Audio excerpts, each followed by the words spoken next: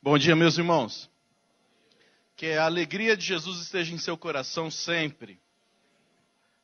Desde ontem nós estamos aqui trabalhando com os adolescentes e junto deles aí nesse esforço especial desse congresso. Né? E hoje era para que a aula da escola dominical fosse só com os adolescentes. Aí o reverendo Ezequiel deu de presente fazer uma aula conjunta com todo mundo. Então, é a oportunidade que você tem de se sentir como membro da UCA. Então, parabéns, você que não é da UPA, né, e agora está aí sentado como membro da UCA. UCA é União dos Coroas Adolescentes. Então, se você está aí, né, então sinta-se muito bem em nosso meio. Né? A gente tem trabalhado como secretário nessa função desde 2010 e ela acabou se tornando uma função de tempo integral. Durante esse período, o nosso mandato é exclusivamente voltado para a secretaria. Nós não estamos mais trabalhando com a igreja local. E aí, para facilitar o trabalho, né, o acesso nos mais diferentes lugares. E até ontem, falando com um grupo de líderes também, tem mais duas secretarias que funcionam assim. Secretaria de Infância, que cuida mais dos trabalhos da UCP. E nessa situação, como não há confederação organizada de UCP, então o trabalho é mais voltado para as lideranças, para aqueles que trabalham no departamento infantil. E a Secretaria da Terceira Idade. Aí o reverendo Reginaldo Pinho Borges, que é o secretário, e ele também desenvolve a parte com congressos, né, com encontros nas igrejas, nos presbitérios. E aí a preocupação dele era no seguinte, olha, não vamos criar uma secretaria, uma sociedade a mais na igreja, né? Já tem o CP, o UPA, o MP, SAF, PH. Criar mais uma sociedade, aí não precisa. Então, os que estão na terceira idade conseguem se envolver com SAF, com PH, porque se fosse criar a união da terceira idade, começaria complicado já pela sigla, né? A união da terceira idade ficaria UTI, né? Aí imagina você convidar alguém para entrar na UTI, fala assim, você não quer participar da UTI? A pessoa, não. A nossa UTI está fraca, está sem gente. Não, eu não. Então, seria muito complicado. Então, eu falei, não monta a sociedade não, deixa só os trabalhos acontecerem, sem essa preocupação. Né? Então, pelo menos na UPA é mais fácil, a coisa já está pronta, a moçada já está ativa aí. Ontem a gente falava sobre vários trabalhos que estão acontecendo. Então, invista no seu adolescente. Se você não dá mesada para o seu filho, comece a dar. De preferência, já dê R$400 assim de cara. Assim, ele vai ficar muito contente, porque ele vai ter um bom lugar para usar esses R$400, que é o Congresso Nacional que vai acontecer no ano que vem. Então, uma sugestão para os pais e mães de adolescentes. Né? Fique de férias do seu filho de 3 a 7 de fevereiro do ano que vem. Porque daí você manda seu filho para o Congresso Nacional, ele vai voltar de lá muito motivado, muito crente, e você vai ter uma semana de folga. Né? Aí eu dei algumas sugestões, né, para que eles arrumem dinheiro, do tipo, arruma o quarto. Né? Aí a mãe para de reclamar, e aí você chega, mãe, arrumei meu quarto, dá um dinheirinho, né? Lava o carro do seu pai, depois que lavar o carro, pai, foi de coração, dá trintinha aí, né? Então, você fala assim, 30 é caro. Não, mas é que foi uma lavada especial. Né? Especial. Aí, agora, a melhor de todas que o pessoal gostou foi assim, vem hoje no culto, senta no primeiro banco, sugere para cantar todos os hinos, canta mesmo de coração, e na porta fala assim, pastor, que belo sermão. Dá para ajudar eu na UPA? Então, aí o pastor vai se comover, vai ajudar. Pastor é gente boa, né? Mas o nosso congresso, e além de outras programações que estão acontecendo aí, que a gente quer que os nossos adolescentes se envolvam. Então, investimento neles aí. Isso mesmo, Divaldo. Vai buscar quem está lá atrás, traz aqui para frente, para o primeiro banco. Né? E todo mundo vê, aí vai ficar sem graça, né? Ontem a gente estava falando que hoje à tarde tem um jogo feroz, né? Brasil versus o culto da 7. Se você quiser mesmo ver a seleção, se você está preocupado em ver a seleção, assiste o jogo de quarta-feira. A seleção vai jogar contra o São Paulo, então é melhor você assistir na quarta-feira. Não deixa de hoje aí, não vai valer a pena. Vamos lá, vamos tocar adiante. Então, aí a seleção mesmo, de verdade, joga na quarta-noite. Aí, Meus irmãos, para a gente encerrar esse nosso momento aqui com os adolescentes, e aí você pode aproveitar também, eu queria fazer um passeio com os escritos de João. E aquilo que nós temos aí das informações bíblicas do que João registra, então, pergunta fácil, quantos livros João escreveu? Tá lá, ó. Faz a conta. 5, acertou, ele falou 4, né? 5. O Evangelho, as 3 epístolas e mais o Apocalipse. Então a gente vai dar uma lida em todos esses livros agora de manhã, né? Pela fé a gente consegue.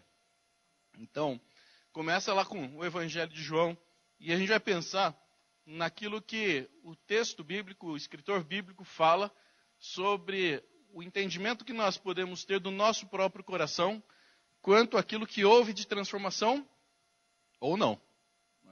E aí confrontar o nosso coração com a palavra, confrontar a nossa vida, aquilo que nós recebemos com a Escritura. Vamos fazer uma oração e aí nós começamos a pensar dentro dos versículos bíblicos. Deus, nós te agradecemos por esta manhã, pela bênção da tua misericórdia renovada sobre nós, pela alegria que nós temos de encontrar a família da fé, o povo de Deus reunido para estudar a palavra. Nós agradecemos porque isso acontece em todo canto do mundo e a tua palavra tem sido pregada em todos os lugares, para todos os povos, buscando fazer o teu nome conhecido de todas as gentes. E quando nós chegamos aqui, nós estamos reabastecendo o nosso coração, revitalizando a nossa fé, a nossa disposição para servir, para nos encontrarmos novamente com as pessoas que não temem ao Senhor e levarmos esta mensagem de esperança a eles. Por isso pedimos que o Senhor nos ajude a compreender cada vez mais da Escritura, a viver mais a Escritura, para que então o nosso testemunho seja, de fato, muito eficiente. E aquilo que nós falarmos, aquilo que nós mostrarmos, seja percebido pelos outros como a manifestação da presença do Senhor em nós. Ajuda-nos a compreender o texto, que não apenas chegue ao nosso ouvido, mas venha à nossa mente, nos dê entendimento, venha ao nosso coração, tenha guarida ali. Para que isso aconteça, precisamos que o teu Espírito esteja agindo dentro de nós. Oramos assim em nome de Jesus. Amém. Bom, nós vamos começar com João capítulo 1. E a partir daqui nós vamos andar pelos textos que João registra, para então perceber essa linha como se fosse um varal em que João vai pendurando seus assuntos, mas há uma mesma linha de condução, uma mesma linha de pensamento de tudo aquilo que ele traz como registrado. A gente vai começar lá no versículo 12. Versículo 12, todos nós certamente já lemos, já conhecemos, vamos todos juntos ler. Mas a todos quantos o receberam, deu-lhes o poder de serem feitos filhos de Deus, a saber, aos que creem no seu nome. Essa primeira parte do Evangelho de João é como se fosse um prólogo de contar acerca do que haveria de ser a vida de Jesus, o ministério de Jesus. Diferente dos outros 3 evangelhos, Mateus, Marcos e Lucas, que são evangelhos comparados, em que você pode até mesmo encaixar vários dos seus textos, a exposição de milagres, de registros, de palestras, de discursos de Jesus, o evangelho de João tem um outro tipo de enfoque. É o último de todos a ser escrito. Alguns vão dizer por volta do ano 90, outros ano 95 do primeiro século da era cristã, mas o tempo em que ele foi registrado é bem diferente dos demais. E João, que acompanhou o ministério de Jesus muito mais perto, ele registra com muito mais precisão os diálogos, as conversas, as entrevistas que Jesus tem. Você vai encontrar no texto de João muito mais ocasiões em que ele se depara com as pessoas das mais diferentes classes sociais, dos mais diferentes problemas, e ali o que ele ensina, enquanto que os outros evangelistas não têm essa preocupação. Mas neste primeiro bloco de versículos que ele traz, um que se torna fundamental e que a gente sempre volta, volta, é a respeito daquilo que ele então identifica como o fato de alguém poder ser chamado filho de Deus. E ele menciona então o fato de ser tornado filho de Deus como uma espécie de poder. E aí, então, o destaque que a gente faz é o poder de ser feito filho de Deus. Então, não é alguma coisa acidental. Não é alguma coisa que a pessoa passava na porta da igreja, de repente entrou e falou assim, me tornei filho de Deus. Não é alguma coisa que vem e vai ocupar o resto da vida. Olha, já estou pronto para morrer, não tenho mais o que pensar em termos de projeto lá na frente, então me torno filho de Deus. A Bíblia traz essa situação como alguma coisa de um valor muito intenso. Há uma outra tradução que diz assim que foi dado o direito de ser filho de Deus. A palavra direito, nesse caso aqui, perde muito da sua força. O poder é muito mais intenso, muito mais dinâmico. E por falar em dinâmico, a gente volta. Talvez você já tenha ouvido aqui alguém dizendo assim, a palavra poder na língua grega, que está dizendo aqui a palavra dinamis. Se você nunca ouviu falar, então ganhou uma aula de grego de graça. Anota aí. Né? Teve outra ontem, né? Ontem foi a noia. Né? O pessoal que não estava ontem, desculpa, mas ontem o pessoal ficou aqui na noia. Né? Aí, todo mundo saiu meio alegrão aí, saiu na noia. Né? Aí, dinamis. E essa palavra, para a nossa língua, ela origina diversas outras que nós conhecemos. Então, você pensa, o pessoal aí que o Nivaldo foi perguntando da Liga Juvenil, do Esforço Cristão, alguns aí tinham bicicleta com dínamo. Lembram disso? Alguns estão fazendo assim, outros assim, e outros mais ou menos, né? Então, o dínamo servia para fazer o farolete, né, da bicicleta acender. O pessoal dessa primeira turma aqui está tudo fazendo olho, que não está entendendo nada. Né? Não é para vocês essa parte, é para eles. Né? Aí, então, o dínamo tinha essa função. Ninguém ficava preocupado em perguntar para algum eletricista como é que aquele dínamo funcionava. Só sabia que encaixando ali na roda da bicicleta e ligando o botãozinho, o farol da bicicleta ia acender por causa daquele dínamo. Se você pensar em dinamite, né, você consegue compreender o que uma dinamite faz. Né? Pega uma dinamite, coloca na mão, acende o pavio e fica olhando para ver o que vai acontecer. Não faz não. Não. Tem gente fazendo, eu aprendi lá, o pastor falou para fazer isso. Hoje, dinamite tem sido usado mais para arrebentar caixa eletrônico, né? Mas já foi usado em outros tempos para quebrar pedra, para outras finalidades. Né? Mas o poder que há na dinamite. Pensa numa pessoa dinâmica. Uma pessoa dinâmica nunca é um paradão. Né? Se pensar numa pessoa dinâmica, você não pensa naquele mais tímido, naquele que fica mais no cantinho. Pelo contrário, o dinâmico é aquele que corre, que age, que junta, que traz todo mundo, que provoca, que incentiva, que faz todo mundo acabar concordando. O dinâmico faz isso. Ou seja, todas essas outras palavras que a gente vai pensando, elas têm, como o mesmo radical, uma ideia de uma energia que vem interna e se mostra do lado de fora. É sempre nesse sentido. Alguma coisa que provoca uma explosão que sai do seu lado interior e vai para o lado exterior. Então a gente volta lá, vamos começar dos exemplos. O dínamo, o processo do dínamo gerava energia para a luz iluminar para frente da bicicleta. A dinamite, né? De longe você vê o efeito que a dinamite causa por causa daquilo que ela provoca, e aí então o seu efeito é uma pessoa dinâmica. Ele não é dinâmico para dentro dele, ele é dinâmico para fora dele.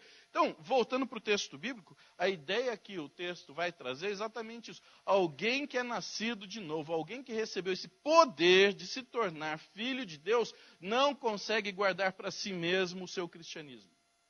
Então, não existe, biblicamente falando, não existe uma pessoa que possa falar assim, não, eu sou cristão, e ninguém ficar sabendo. Não é possível o seu cristianismo ser reservado. Cristianismo de ilha, que ninguém mais percebe. A gente estava falando sobre um dos projetos que a UPA tem, que é o Alunos de Cristo, e uma vez um garoto veio contar para mim que tinha descoberto mais um garoto crente na sala dele, e eu fiquei decepcionado com aquilo. E a minha decepção é porque ele tinha percebido que o outro era crente no final do ano. Passaram os dois, o ano todinho, e um não conseguia perceber que o outro era crente. Então, se um não percebia que o outro era crente, o outro não percebia que o um era crente, imagina os não crentes iam perceber alguma coisa. Então, o testemunho estava uma lástima, né? Então, o testemunho estava... se os dois conseguiam se esconder, muito mais dos demais que não tinham temor de Deus. Então, cristianismo que não se expõe não é um cristianismo de vida. Pode ser de discurso, mas não é de vida.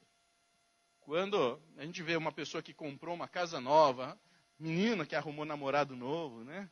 Aí eu sempre falo assim, se riu é porque se entregou. Olha lá.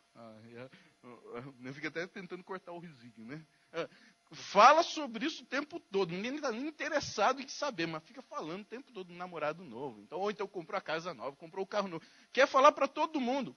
A gente não consegue conter se alguma coisa provoca no nosso coração uma alegria tão grande, uma nova vida tão especial, a gente não consegue conter. Esse novo nascimento é alguma coisa também incontida. As nossas ações são diferentes, a nossa palavra é diferente, nosso modo de fazer as coisas, o comportamento, isso é percebido, inevitavelmente é percebido. As pessoas que estão ao nosso redor, aqueles que não nos conhecem pessoalmente, eles vão falar assim, alguma coisa tem diferente nesse cidadão aqui. Talvez não saiba identificar, dar nome para aquilo que acontece, mas alguma coisa diferente acontece. Isso, eu estou dizendo, é a Bíblia falando, não é invenção minha, você está lendo aqui. A todos quantos receberam a Jesus, deu-lhes o poder de serem feitos filhos de Deus. Então não é uma coisa assim que acomoda e a pessoa fica ali guardadinha no seu canto. Não, eu sou crente, mas eu fico aqui na minha. As pessoas não precisam se envolver com isso, não. É diferente. Alguma coisa que mexe com o interior e vai além disso. Um pouquinho para frente, capítulo 3. Capítulo 3, a história de Jesus com Nicodemos. E aí, a gente vai lembrar da história desse diálogo aqui, porque Nicodemos, já um homem idoso, líder do povo, ancião, cabelo branco, já tinha ouvido falar de Jesus, já tinha ouvido falar desses discursos de Jesus. Ele sabe da sua própria posição, então procura Jesus no momento discreto, porque a sua curiosidade era grande, o seu interesse por conversar e esclarecer algumas coisas era grande, mas ao mesmo tempo ele tinha uma posição a zelar, não podia ser visto em público conversando com aquele que já estava sendo alvo de uma certa inquietação das autoridades. Então ele vai e conversa com Jesus, e essa conversa todos nós conhecemos onde é que vai dar.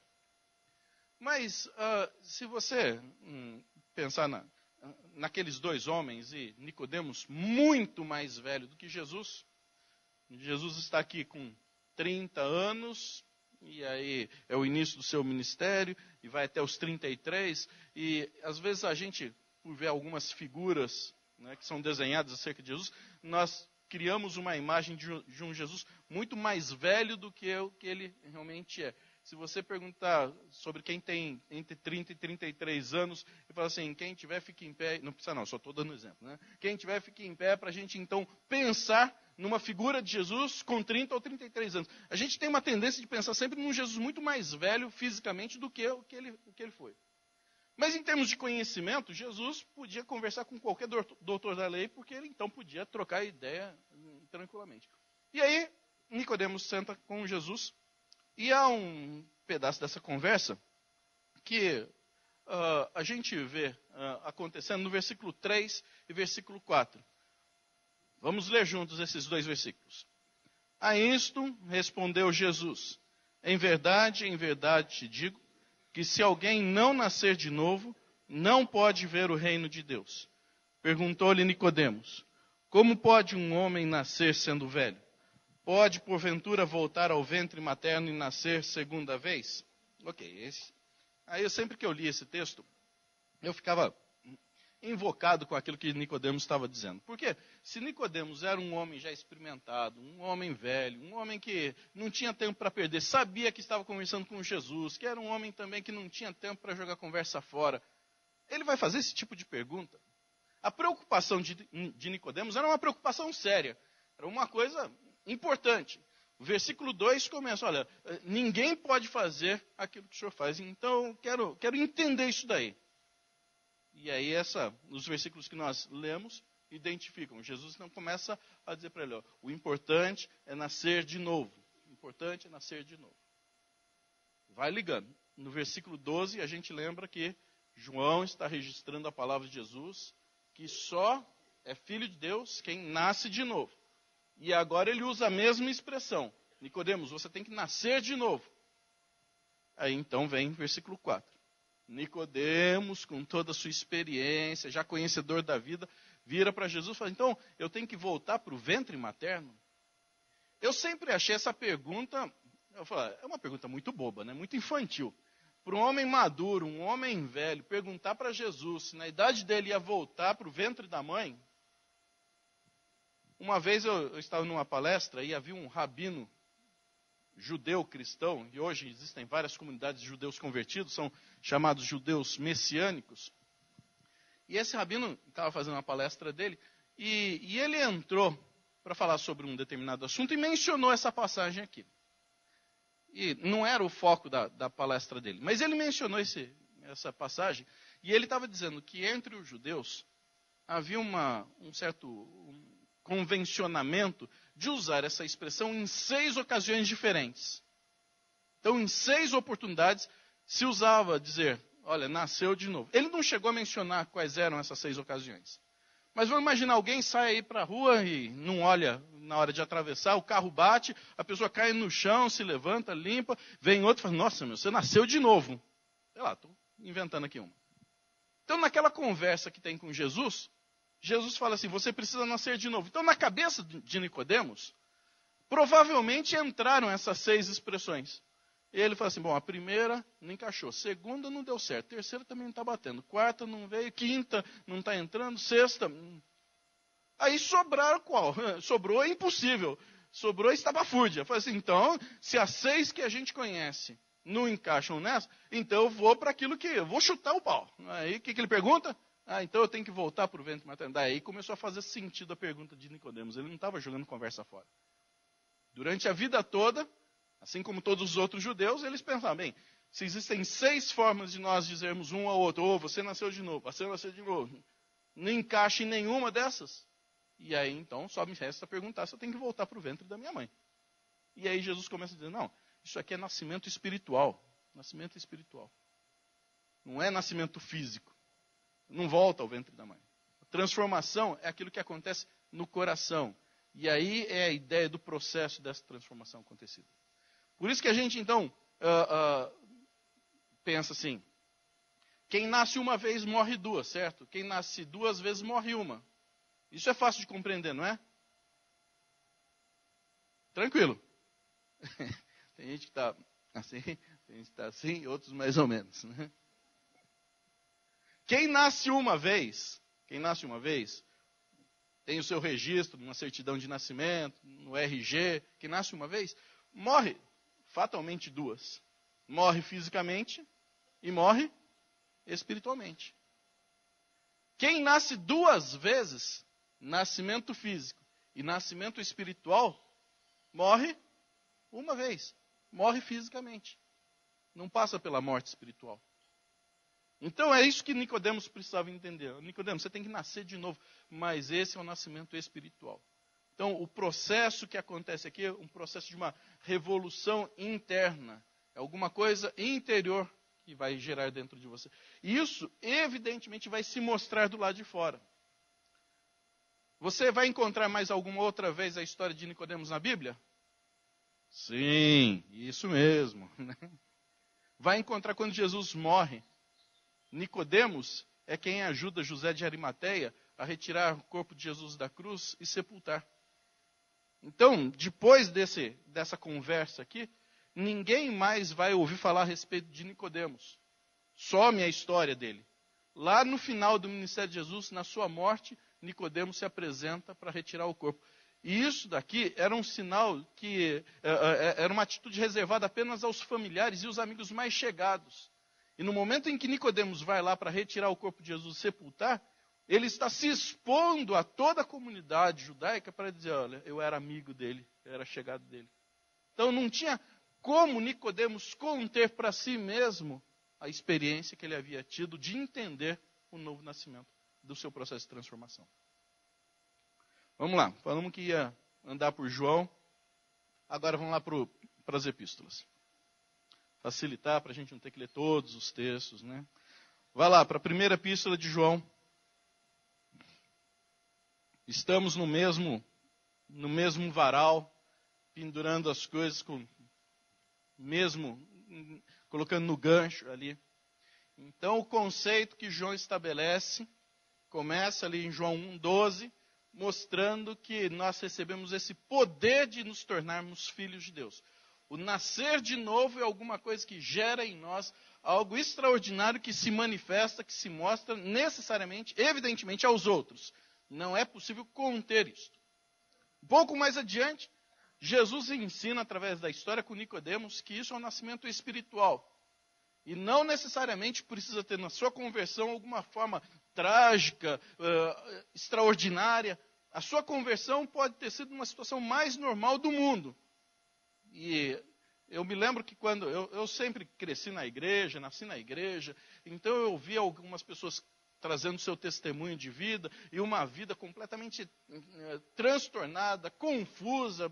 E aí Deus havia transformado aquilo, e eu falei, nossa, que coisa impressionante. Né? E houve um tempo na minha história que eu queria sair da igreja só para experimentar tudo aquilo que tinha do lado de fora, mas eu falei assim, eu sou mais esperto, eu vou voltar antes de morrer. Né?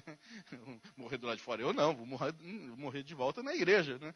Mas assim, era impressionante que a pessoa contava, então era 30 minutos, 40 minutos contando da vida pregressa, né? Das drogas, das mulheres, das festas e tal. E depois Deus transformou minha vida, hoje eu sou uma pessoa feliz. Isso gastava 30 segundos para contar, né? 30 minutos para falar do antes de Jesus e 30 segundos para dizer da história com Jesus. Eu falei assim, é muito boa essa vida de antes, né? Porque parece que não causa nenhum entusiasmo a vida do depois. Então, às vezes, a gente encontra pessoas que são meio frustradas porque nasceram na igreja, nunca tiveram uma experiência de transformação. Deus transforma e o nascimento é espiritual. Não precisa ter nada de extraordinário. Se aconteceu extraordinário com você, graças a Deus. Se aconteceu dentro do ordinário, graças a Deus também. Porque o propósito da salvação é nos levar para a presença dele e viver a eternidade na presença dele. É isso que é fundamental. Não precisa do extraordinário ou do ordinário para que isso aconteça. O texto está falando, nascimento, o novo nascimento é nascimento de ordem espiritual. Aí então a gente vai lá para 1 João. O mesmo escritor, o mesmo pensamento, o mesmo pano de fundo, o mesmo contexto. Agora, ele está preocupado em ensinar a igreja porque é bombardeado por uma série de heresias. Eles precisam ser mais fortalecidos no seu conhecimento da fé, do próprio Jesus, do seu relacionamento com Deus. E ele então começa a orientar os crentes sobre testar o próprio coração. Aí então ele faz o checklist, fala, vamos fazer uma relação de situações que ajudam você a compreender se de fato o seu coração foi transformado ou não. E o bom é que você faz uma autoavaliação, você verifica o seu próprio coração. Quando eu era pequenininho, tinha uns meninos no colégio que eles viravam o olho assim, né, e ficava tudo branco, né, porque virava e ficava tudo branco. E eu achava aquilo impressionante, falei assim, eu acho que ele consegue enxergar o cérebro dele, né. E eu tentava virar, né, o meu para enxergar o meu cérebro. Eu queria ver o que era por dentro, né, conhecer o meu eu interior. Né. Eu nunca consegui, gente. Eu me esforcei, mas eu não consegui. Né. Mas eu já parei de pensar isso, tá? Só para esclarecer. Não penso mais assim. Não. Mas eu falo assim, será que a pessoa consegue olhar para ele mesmo? Essa hora é a hora que a gente pode fazer, mesmo que seja só pensando, né? Vamos brincar de faz de conta, né? Mas é a hora da gente olhar para dentro do nosso próprio coração. Olhar para dentro da nossa vida. Porque às vezes é fácil a gente olhar a situação dos outros, né? Cuidar da vida dos outros é fácil, cuidar do dinheiro dos outros é fácil, cuidar do tempo dos outros é fácil. O problema é só cuidar da nossa vida, do nosso tempo, do nosso dinheiro. A gente tem dificuldade de fazer isso daquilo que é nosso. Mas dos outros a gente administra com a maior tranquilidade. É uma maravilha, cuidar da vida dos outros é uma maravilha. Né? Então, um dia eu estava viajando e tinha essas filosofias de caminhoneiro que era interessante, né? Campanha pela vida, agora cada um cuida da sua. Né? Essa era uma boa filosofia, né? Mas olhar para dentro do nosso próprio coração e fazer esse checklist. Os adolescentes aí, alguns da mãe, quando vai para acampamento, faz a listinha e entrega. Olha, você está levando 3 camisetas, 2 pares de meia, sabonete e tal. E quando voltar, faz a lista e confere se está trazendo de volta. Então, vamos fazer checklist do coração. Capítulo 3, versículo 9.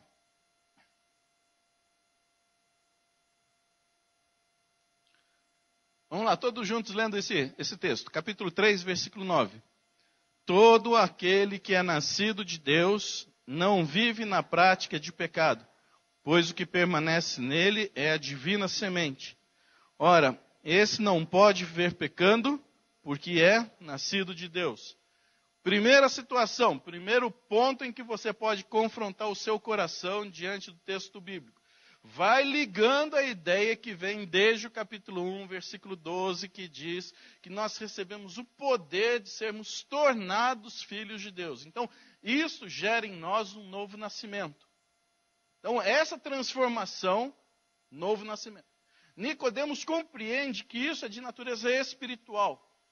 E o reflexo deste novo nascimento de caráter espiritual vai produzir em nós alguns frutos, vai produzir em nós algumas características próprias. E agora João está dizendo que a primeira coisa que identifica quem tem um coração transformado é o quê?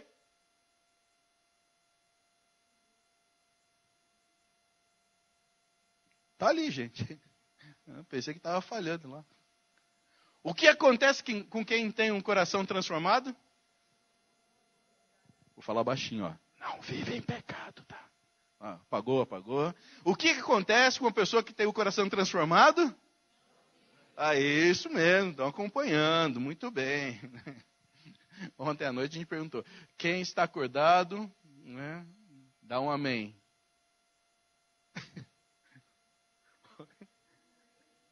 Então eu vou falar baixinho porque tem bastante gente dormindo aqui. Vamos diminuir o volume aqui. Não quero acordar porque senão vão falar assim, hoje eu fui lá na igreja, o pastor ficou falando alto, eu estava dormindo na escola dominical. Quem tem o coração transformado tem como característica, o texto de João está dizendo, não vive pecando. Diz aí que nunca peca? Não está falando. Está dizendo que nunca mais vai pecar. Existem denominações evangélicas que pregam isso, que o crente chega num determinado estágio da sua vida espiritual que a partir dali não peca mais. Nessa nossa realidade, nessa nossa vida aqui. Né? Só de pensar nisso já está pecando, né? Porque isso é impossível. Não diz que nunca peca, mas também não diz que abre uma linha de crédito de pecado com Deus. E de chegar assim, Deus, o senhor sabe que eu sou humano, que eu sou falho, que eu sou pecador, então o senhor coloca isso aqui naquela continha de que eu vou pecar mesmo. Então, não tem isso aí, não existe desculpa diante de Deus. Né? O fato de nós quebrarmos um princípio da lei, nós quebramos todos eles. Né? Então não existe democracia. Às vezes, quando está falando sobre evangelização, uma das figuras mais simples que a gente usa é, pensando nas irmãs aqui que tem que fazer omelete, então pega lá 5 ovos, quebra o primeiro, coloca na bacia, quebra o segundo, quebra o terceiro, quebra o quarto, quebra o quinto. O último estava podre. O que acontece? Estragou tudo. E não adianta ficar argumentando, a democracia do ovo são 4 contra 1, a maioria vence. Não adianta. Estragou tudo. Não é? Então, não existe democracia do pecado. Mas eu fiz 10 atos bons. O coração pecaminoso, basta quebrar um aspecto da lei, é como se tivesse quebrado todos. Esse é o princípio que Jesus ensina. Então, o coração transformado, aquele que passou pelo processo de ser transformado, que entendeu o novo nascimento, ele tem uma necessidade de querer agradar a Deus sempre. Então, há um autopoliciamento, não no sentido de ficar se cobrando, mas no sentido de que é minha gratidão a Deus por aquilo que Ele me fez, o reconhecimento das coisas que Ele me dá. Então eu quero viver plenamente para Deus, em harmonia com a palavra de Deus, buscando sempre a vontade de Deus. Eu quero andar nessa direção. Então por isso que eu fico olhando se as coisas que eu estou fazendo agradam a Deus ou não agradam a Deus. Então é o que João está dizendo. Aquele que é nascido de Deus, ele não vive na vida de pecado, aquele pecado contumaz, que vem e volta, sempre a mesma coisa. A gente adquire uma sensibilidade espiritual e o ponteirinho sempre indica, isso não agrada a Deus, isso que você faz não está servindo a Deus. E aí nós não precisamos ficar medindo o que o outro está fazendo, é uma automedição, olhar o nosso próprio coração e falar assim, o que é que eu estou fazendo que honra a Deus, que agrada a Deus, isso é vontade dele. Se não honra a Deus, se não agrada a Deus, não é da vontade dele. Então, não existe mais dentro da vontade de Deus ou menos dentro da vontade de Deus. Que alguns usam, falam, isso aqui é o centro da vontade de Deus. Não tem beirada da vontade de Deus. Né? Ou você está fazendo ou você não está fazendo. Se aquilo honra a Deus, agrada a Deus, serve a Deus, sempre vai ser da vontade dele. Se não honra, se não agrada, se está fora, está fora da vontade de Deus. Então, não existe mais ou menos, né? É como quem assiste futebol pela Bandeirantes, quando o Neto vai comentar, isso foi pênalti. Pênalti. Ou é pênalti ou não é pênalti, né? Fez falta dentro da área, é pênalti. Então não tem mais ou menos. Então a Bíblia sempre trabalha com questões absolutas, é certo e é errado. Não tem um mais ou menos, tem um pouquinho de certo aqui, mas um pouquinho de errado junto. Não é? Então, uma pessoa que tem uma vida com Deus, necessariamente tem como autopreocupação zelar pelo seu caminho, zelar pelo seu pensamento, zelar pela sua santidade. Isso é fruto de quem tem um coração transformado. E a expressão que ele está dizendo aí, começa lá em João, é nascido de novo, nasceu de novo, nasceu de novo. Então, uma pessoa que nasceu de novo não vive na prática de pecado. Então, isso bate, né? Quando a gente perde a sensibilidade, né? Eu acho que quem já foi no dentista e tomou anestesia, fica lá com a boca meio mole, né? Às vezes a gente até morde a língua, né? E nem percebe, né? Aí começa a sangrar, fala, está sangrando, nem percebeu, porque fica ali anestesiado. E às vezes o pecado vai criando essa situação de anestesiamento e a gente já não percebe mais quando ofende a Deus. Ontem a gente estava falando de um outro texto sobre Samuel e dizendo que algumas mães aqui já falaram para o seu filho, né? Vai lavar a orelha, né? Porque vai juntando tanta cera que nem consegue ouvir direito. Aí tem que dar aquela boa limpada para tirar a cera. Pecado é como cera no ouvido, né? A gente vai deixando acumular e chega um determinado instante que já não consegue mais entender a voz de Deus, não consegue mais ouvir a voz de Deus, pode participar de tudo que for trabalho da igreja, mas vai ouvir um monte de pregação, de estudo, de escola dominical, reunião de oração, mas aquilo não vai entrar, o pecado vai criando uma casca no coração que não deixa penetrar. Então, quem nasceu de novo, ele procura sempre estar se limpando dessa situação para deixar o ouvido aberto para entender aquilo que Deus está dizendo. Essa é a primeira dica que o texto está dando. Mas há uma outra. Capítulo 4. Capítulo 4, versículo 7. Capítulo 4, versículo 7. Vamos todos juntos aí. 1, 2 e... Amados, amemo-nos uns aos outros, porque o amor procede de Deus. E todo aquele que ama e conhece a Deus. De novo, a mesma expressão. João é repetitivo nisso, né? E ele não é sem motivo, não é sem querer. João não está colocando de novo a expressão, porque está faltando palavras aqui, vamos encher um pouquinho mais o versículo. Né? Ele está insistindo, porque é um checklist. Ele está dizendo, um coração transformado tem como características algumas coisas específicas. A primeira é, muito bem. E a segunda é, vocês estão pegando, né? Ainda bem que tem cola, né? Segunda característica, ama o próximo. E a partir desse versículo 7 vem um parágrafo inteiro para falar a respeito disso. É nesse texto aqui que a gente encontra aquela expressão, Deus é amor. Está escrito aqui embaixo. É só você descer um pouquinho que você vai observar isso daí. O ruim dessa parte da Bíblia é que sempre que você lê, parece que alguns rostos começam a aparecer na sua mente. E aí você começa a espernear com Deus. Assim, Deus, eu até quero amar o meu próximo, mas o Senhor não conhece a pessoa que vive comigo. Se conhecer esse cara aqui, o Senhor vai dar razão para mim. Tem uns que não desce, assim, eu preciso fazer o meu cristianismo ser vivido, mas com alguns é difícil, né? É difícil. Essa parte aqui talvez seja uma das partes mais complicadas da Bíblia. Que, na teoria, é muito fácil você falar sobre amor cristão, mas e na prática? Há um bloqueio mental que acontece com todo mundo, que a gente sempre fala a respeito do amor de Deus para conosco, e a gente agradece porque Deus nos amou, porque enviou o seu único filho, unigênito, para que, no instante em que eu estivesse ali crendo, essa manifestação do amor de Deus se desse, e aí então eu não mais perecesse e tivesse a vida eterna. Não é isso que nós lemos lá em João 3,16, que é a continuação da conversa com Nicodemos? Então a gente sempre pensa nisso. Mas a gente não se sente tão ruim assim como tantos outros que a gente conhece. Nós vivemos um tempo em que, eu falei um dia para minha esposa, olha, ainda bem que Deus me colocou no ministério, porque se Deus me colocasse na polícia, eu já tinha dado tiro em muita gente aí. Né? Essa semana, mataram o garotinho de 5 anos que estava lá chorando. Né? Assim, se fizer um plebiscito, né? Quem acha que tem que ter pena de morte agora para aquele cara que matou? Dá 100%. Né? Porque, a gente sempre faz esse tipo de comparação com aqueles que são piores do que nós. Piores do que nós. Mas se levar em conta a realidade espiritual de qualquer pessoa, qual deveria ser a ação de Deus para com a gente? Fulmina, né? Porque o nosso pecado faz separação entre nós e Deus, não é isso que a Bíblia ensina? Deus não se agrada. Durante várias vezes nós lemos textos bíblicos que dizem que nós éramos filhos da desobediência, filhos da ira. Então, resultado, se Deus quisesse, ele podia, pecou, fulmina, pecou, fulmina. Mas aí o que Deus faz? Poupa a nossa vida através de Jesus e fala assim, olha, eu não vou exterminar com vocês por causa do meu filho Jesus.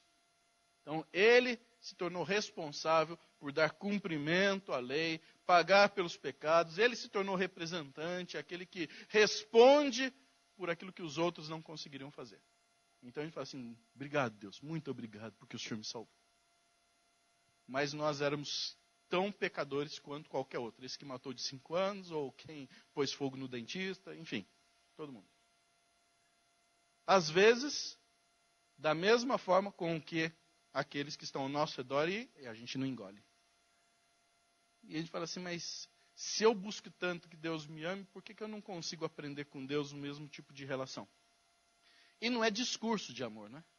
Não é sentimento. A Bíblia nunca tratou amor como sentimento. Sempre tratou com atitude. Atitude de Deus para mostrar amor. Enviou o seu filho. Atitude de Deus. Deixou o seu filho morrer. Atitude de Deus. Não foi só discurso de Deus. Atitude de Deus. Então, o nosso amor para com o próximo se mostra com atitude. E a Bíblia até aperta um pouquinho mais quando fala sobre isso, porque diz acerca daquilo que a gente deve amar e daquilo que a gente não deve amar. Então, a gente deve amar o próximo, a gente deve amar o inimigo, não é isso? Estou inventando aqui? Não. Na Bíblia que fala que a gente deve amar os inimigos, deve orar por eles. A gente não deve amar as coisas do próximo, não deve amar a mulher do próximo. Não é isso que a Bíblia está dizendo? Então, quando a gente ouve de vez em quando essas situações, porque a pessoa se envolveu com a mulher do outro e tal, porque sabe como é que é, né? O amor bate no coração, amor à primeira vista, né? Conversa, que se a gente deixa aquilo lá fluir, deixa crescer, não é, deixa o coração ser levado para o lado errado. Então a Bíblia orienta, fala assim, tem coisas que devem ser amadas e tem coisas que você não pode amar. Então, quando se fala a respeito do amor ao próximo, do amor ao inimigo, são atitudes que nós dirigimos em relação a essas pessoas. E aí vem lá embaixo o texto que fala assim, primeiro, no amor não existe medo. E depois, versículo 20, se alguém diz que ama a Deus e odeia seu irmão, é mentiroso. Alguém aqui gosta de ser chamado de mentiroso? Quem gosta de ser chamado de mentiroso, levanta a mão. Nem eu. Nem o mentiroso gosta, né? Se o mentiroso for chamado de mentiroso, espera aí. Agora a gente está aqui na aula, mas lá embaixo na rua, né, ele chama, mas nem sempre comparece. Né? Mentiroso é assim, ninguém gosta de ser chamado de mentiroso. Mas a Bíblia está dizendo, se você faz todo o seu discurso de amor ao próximo, de amor ao irmão, dizendo que ama a Deus, mas não consegue fazer isso acontecer com o seu próximo, alguma coisa está errada. Alguma coisa está errada. Então temos 3 alternativas. Deus está errado, a Bíblia está errada, ou eu estou errado. Então, talvez seja difícil pensar, né? Deus errado, palavra de Deus errado, ou então sou eu que estou errado. Quando a Bíblia fala de alguém que tem uma vida transformada, um coração transformado, tem como evidência essa disposição de amar o próximo, mesmo quando a gente não tolera, mesmo aquele que está lá, o rosto batendo aqui no seu cérebro, pensando assim, o seu pensamento. Eu estou falando aqui e a cara da pessoa está aparecendo, né? Está aparecendo. Eu não convidei hoje para ele vir na igreja, ele veio. Né? É sempre assim, quando a gente lê esse texto, essas pessoas nos acompanham. Né? Então, de repente, amanhã você vai ter que se deparar com ela. Fala, ai Deus, amanhã. O senhor não sabe como é que começa uma segunda-feira com essa pessoa. meu chefe, meu colega de classe. Sempre assim. E essas pessoas, né, estão bem do lado do texto bíblico aqui. Checklist de um coração transformado. Quem então passou pelo processo de um novo nascimento, daquilo que acontece internamente, uma explosão interna que se mostra do lado de fora, compreende que isso vem de uma natureza espiritual, então a história lá de João 12, depois a história de Nicodemos, então evidencia algumas características. Então, primeiro, não vive na prática do pecado. Então, já mostra para as pessoas, olha, eu tenho um comportamento diferente. Ama o próximo, então as suas atitudes em relação aos outros também é diferente. Tranquilo até aí? É Bíblia, a gente só está lendo Bíblia, não estou inventando nada. Terceira característica, capítulo 5, versículo 1. Mesmo livro de 1 João, capítulo 5, versículo 1. Vamos ler todos juntos aí. Todo aquele que crê que Jesus é o Cristo é, e todo aquele que ama o que o gerou, também ama ao que dele é nascido. Terceira característica de quem tem um coração transformado é? Muito bom, aí eu nem falei, vocês já estão sabendo, hein? Aí. O texto, pela terceira vez, João vai usar a mesma expressão, nascido de Deus. Pela terceira vez. Então, quem é nascido de Deus vai mostrar isso aqui. Aí a gente fala assim, mas como é que a gente consegue compreender essa expressão aqui? Vamos rachar o versículo. Vamos pensar na segunda parte. Diz ali, todo aquele que ama ao que o gerou, também ama ao que dele é nascido. Está falando a respeito de Jesus. Quem que gerou a Jesus? O Pai. Então, se alguém diz que ama a Deus, automaticamente ama a Jesus. É isso que o texto está dizendo. Então, se alguém que você encontra, você pergunta assim, você ama a Deus? E a pessoa fala assim, amo. Então, você ama Jesus também. Alguns vão falar assim, Jesus é da sua religião. Não, então, peraí, alguma coisa não está batendo. Conversa com um muçulmano, né?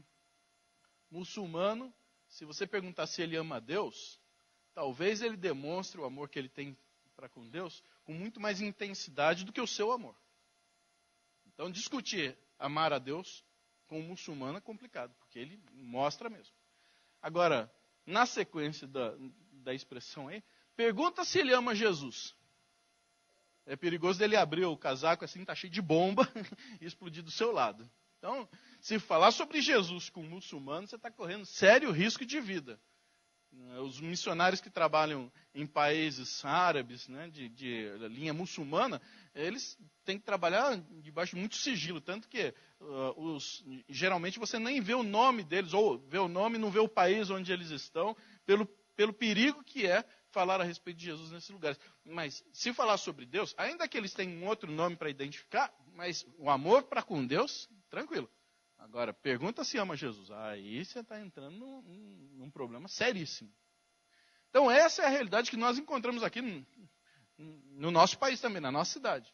Algumas pessoas também dizem, eu amo a Deus. Mas se começar a entrar na questão de Jesus, não, Jesus é da sua religião. Vocês que são protestantes aí, vocês que são evangélicos, vocês gostam de Jesus. Mas comigo não é assim, não. A primeira parte, ele diz aí, todo aquele que crê que Jesus é o Cristo, é nascido de Deus. Então vamos compreender a situação que João está dizendo aí. Primeira situação, João está escrevendo numa época em que a igreja está sendo bombardeada por uma série de heresias. Então, só dar uma pinceladinha aqui, porque depois os pastores podem se encarregar de dar a aula completa para vocês. Mas, basicamente, duas batiam contra a igreja de uma forma muito intensa. Uma era chamada de docetismo. E no docetismo, eles pregavam que essa ideia de que Deus mandou um filho para salvar, a ideia é boa. Então, a palavra docetismo vem do verbo dokel, outra de grego para você, outra de grego. Dokel, quer dizer parecer ou aparecer, né? Então, a ideia de que surgiu alguém para salvar o mundo é muito bom. Mas vamos ver aqui, quem é que de vocês conheceu Jesus? E lá na igreja? Ninguém. Quem é que gravou a voz de Jesus numa fita? Não, ninguém. Tem foto de Jesus? Não, não tem. Então, quem garante que esse Jesus histórico surgiu? O único que fala sobre ele é o João. O único que conta a respeito desse Jesus é João.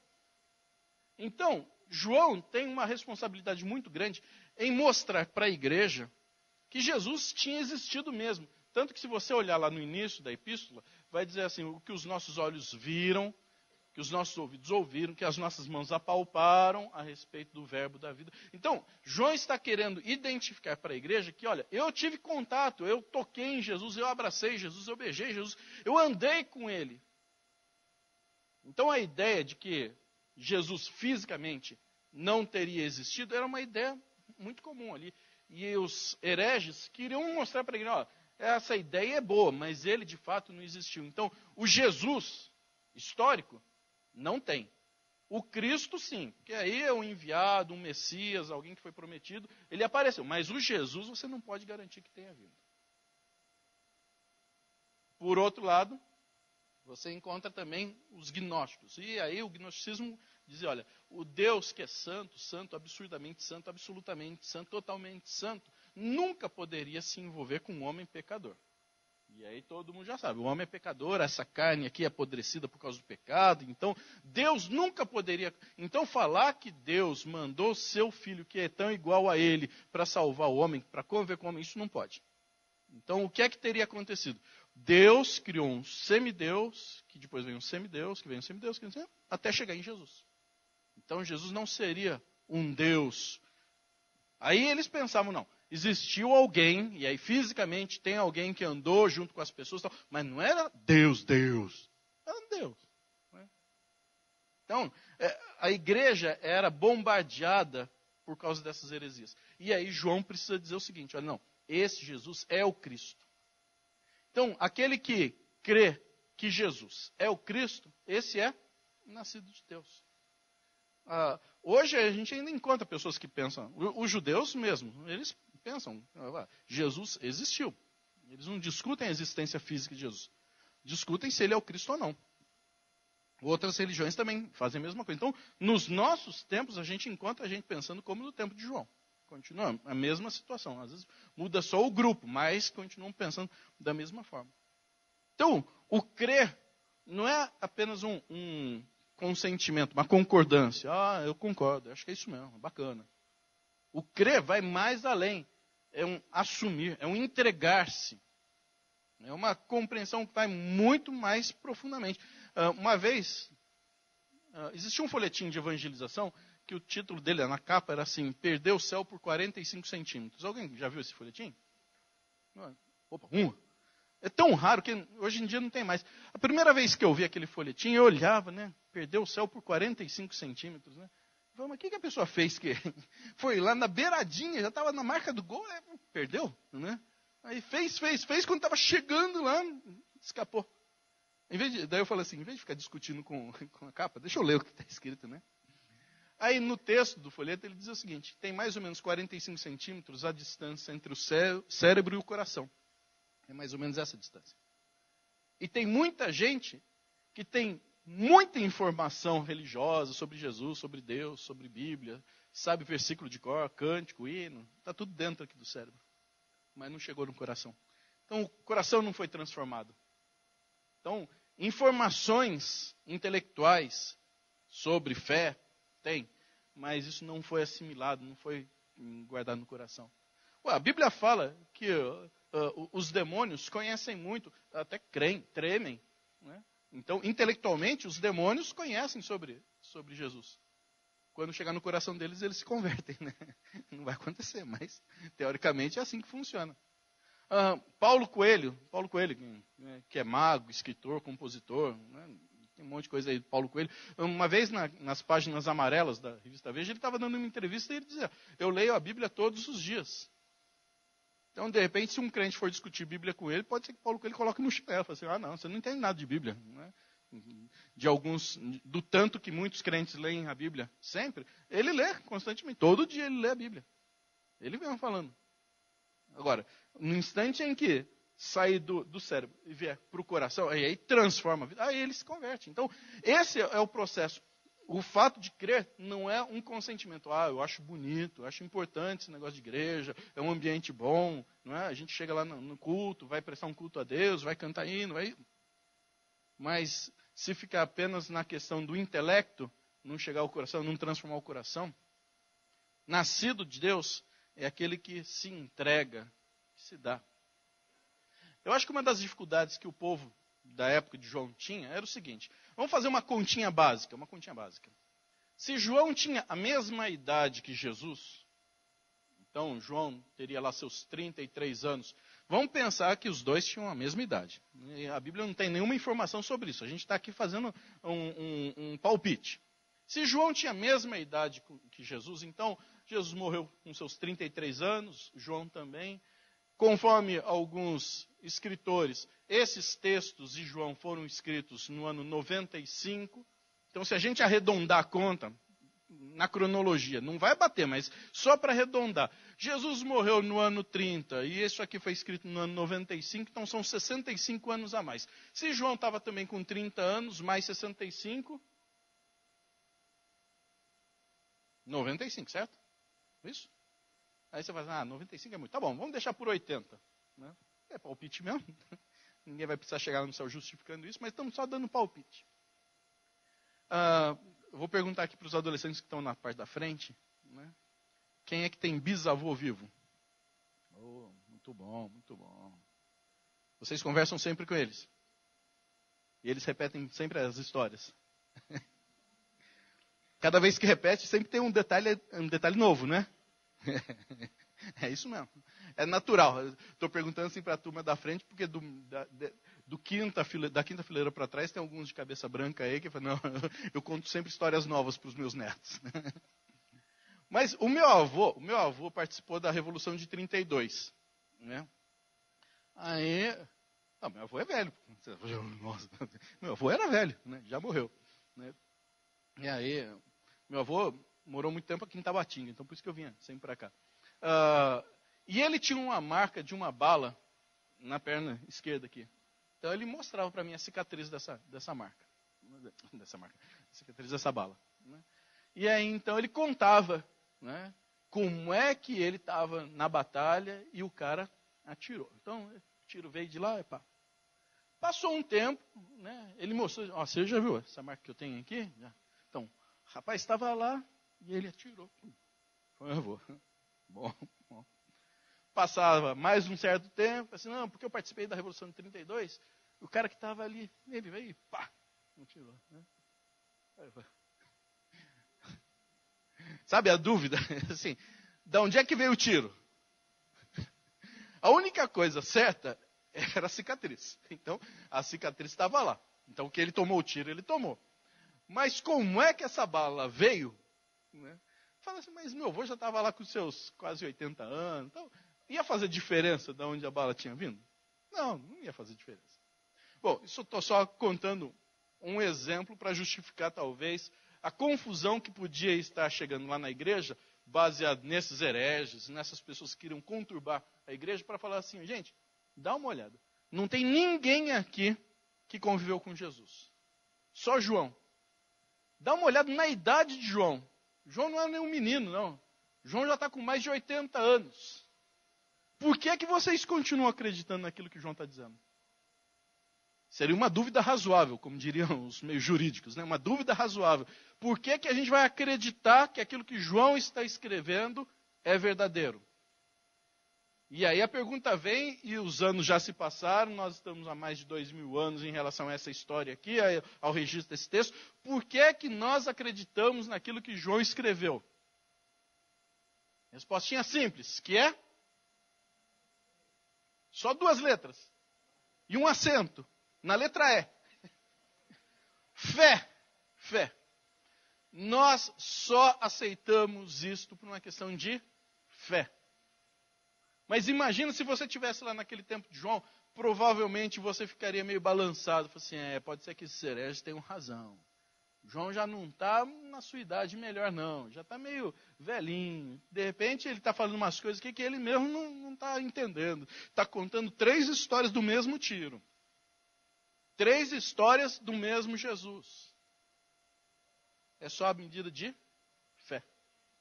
E quem é que desperta a fé em nosso coração? Deus.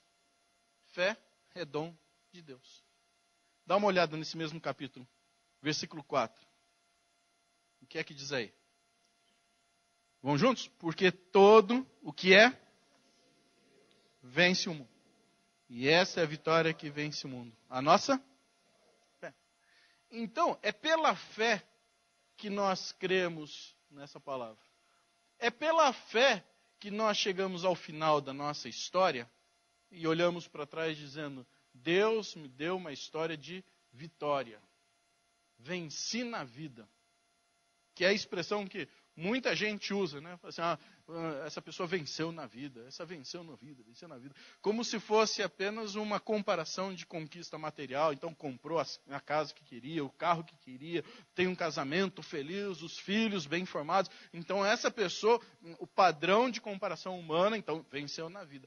A Bíblia vai muito além disso, Quando fala a respeito de quem vence o mundo, é aquele que conquista uma história com Deus de uma consciência tranquila, todas as noites pode dormir bem, porque fala assim, aquilo que eu fiz hoje agradou a Deus, fez bem ao próximo, proveu recurso para minha casa. Isso aí é o resultado de quem vence na vida, vence o mundo. Vamos imaginar uma situação hipotética. Tem 3 mães conversando no dia da morte de Jesus. Aí a primeira chega e fala assim, olha, o meu filho venceu na vida, meu filho é advogado, doutor da lei, as pessoas precisam dele para conhecer a lei, discutir os problemas jurídicos, ele é requisitado por todo mundo, e as outras 2 falam a verdade, seu filho venceu mesmo.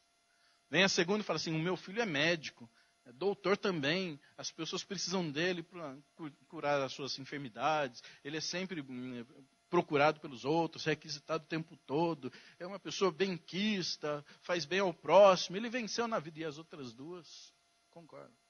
A terceira é Maria, né? Maria está ali participando dessa conversa, estou dizendo, é hipotética, inventando.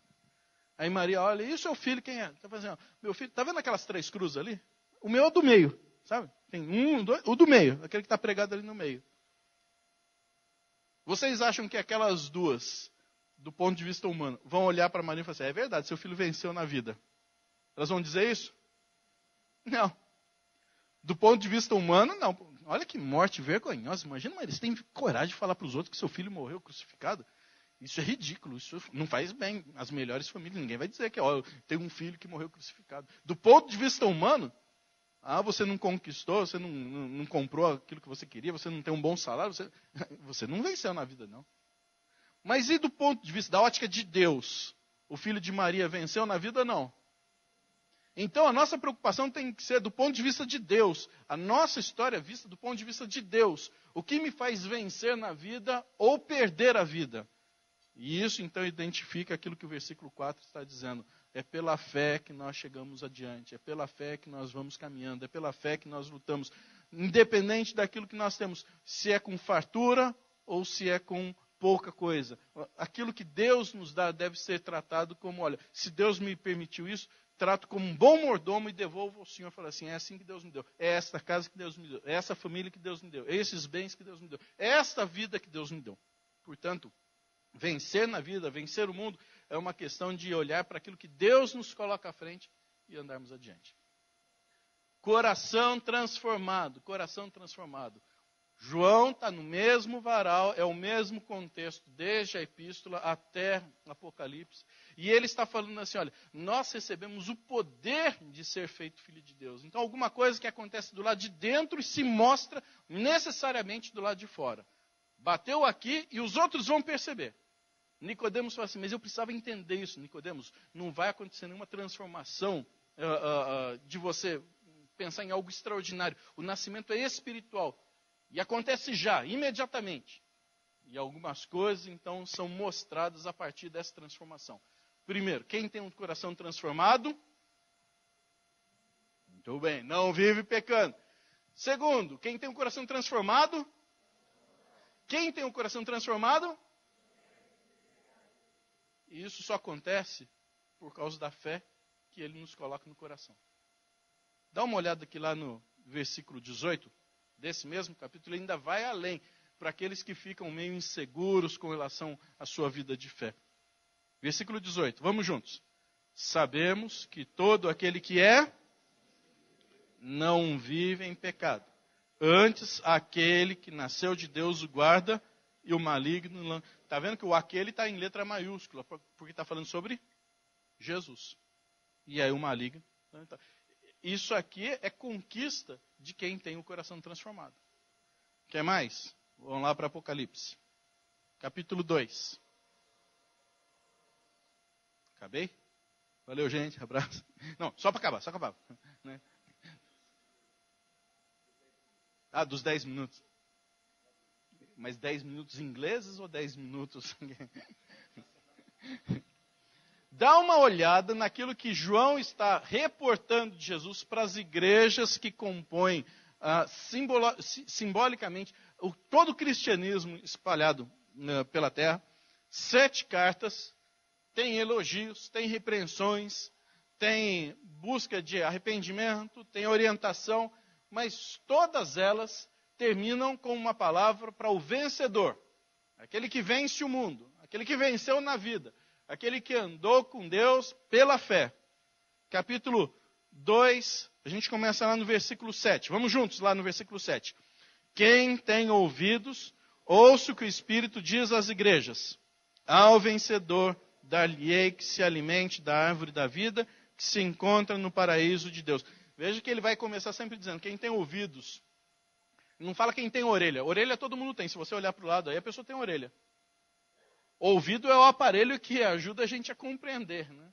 Orelha é só essa caixa auditiva que todo mundo tem para facilitar a entrada, a penetração do som. Mas tem muita gente que tem orelha, mas o ouvido não funciona. Por isso que então está sendo dito, quem tem ouvido. Quem tem ouvido. Então, primeiro, para o vencedor, alimentar-se da árvore da vida. Versículo 11. Vamos lá, a parte do vencedor. Ao vencedor, dar-lhe-ei do... Vamos junto. Dar-lhe-ei do maná... desculpa, gente, eu estou no versículo errado, né? Por isso que ninguém vai. O vencedor de nenhum modo sofrerá dano da segunda morte. Versículo 17. Ao vencedor, dar-lhe-ei do maná escondido, bem como lhe darei uma pedrinha branca, e sobre essa pedrinha escrito um nome novo, o qual ninguém conhece, exceto aquele que o recebe. Vejam só. Prêmios para aqueles que vencem o mundo, prêmios para quem vence na vida. Alimentar-se da árvore da vida, não sofre o dano da segunda morte, recebe o maná e um novo nome. Veja lá, versículo 26 até o 28. Ao vencedor que guardar até o fim as minhas obras, eu lhe darei autoridade sobre as nações, e com cetro de ferro as regerá e as reduzirá a pedaços, como se fossem objetos de barro. Assim como também eu recebi de meu Pai, dar-lhe-ei ainda a estrela da manhã. Então recebe a autoridade e a estrela da manhã. Vai para o capítulo 3. Versículo 5. Vamos juntos. O vencedor será assim vestido de vestiduras brancas, e de modo nenhum apagarei o seu nome do livro da vida. Pelo contrário, confessarei o seu nome diante de meu Pai e diante dos seus anjos. Versículo 12. Ao vencedor, falo-ei coluna no santuário do meu Deus, e daí jamais sairá. Gravarei também sobre ele o nome do meu Deus, o nome da cidade do meu Deus, a nova Jerusalém, que desce do céu, vinda da parte do meu Deus, e o meu novo nome. Versículo 21. Ao vencedor, dar-lhe-ei sentar-se comigo no meu trono, assim como também eu venci e me sentei com meu Pai no seu trono. Veja só, resultado de bênçãos que vêm aqueles que são vencedores. Alimentar da árvore da vida, sem dano da segunda morte, tem maná e o novo nome, tem autoridade e a estrela da manhã. O seu nome nunca será apagado, vai ser coluna no santuário e estará sentado ao lado do Pai. E isso tudo não é resultado do seu esforço, não é resultado do seu papel, não é resultado da sua capacidade de impressionar Deus. É resultado da obra de Jesus em nosso lugar.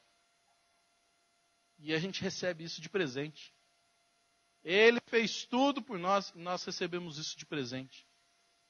Então, no mínimo, a nossa atitude para com Deus deve ser de gratidão.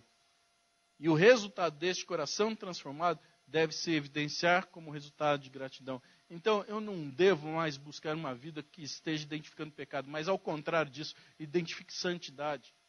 Eu devo amar o próximo, porque isso vai mostrar minha gratidão a Deus. Eu devo me entregar cada vez mais a Jesus e me envolver mais com Ele, consagrar mais a minha vida, como gratidão a Deus. Aquilo que Ele me vai prover como bênção na vida eterna, isso é com Ele, isso é parte dele. A minha atitude, o meu comportamento, como uma ação de gratidão e reconhecimento, deve ser uma vida que corresponda a tudo aquilo que Jesus fez por mim. Se nós fizermos isso, de fato a gente identifica um novo nascimento. Nasceu de novo. E aí você faz o checklist do seu coração e confere se a vida foi de fato transformada. Que é o desejo de todos nós, numa oração que nós fazemos a Deus, que nos abençoe dessa maneira. Amém, meus irmãos.